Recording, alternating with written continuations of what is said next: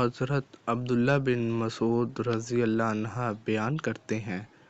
رسول اللہ صلی اللہ علیہ وسلم نے سود کھانے، کھلانے اور اس کے گواہ اور لکھنے والے پر لعنت فرمائی ہے۔ حضرت ابو موسیٰ الاشعری رضی اللہ عنہ سے روایت ہے، وہ کہتے ہیں کہ رسول اللہ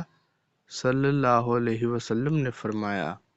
اللہ کے نزدیک اس کے منع کردہ کبائر کے بعد سب سے بڑا گناہ یہ ہے کہ بندے پر جب موت آئے تو وہ مقروض ہوا اور اس نے ادائیگی کے لیے کچھ نہ چھوڑا ہو۔ سیدنا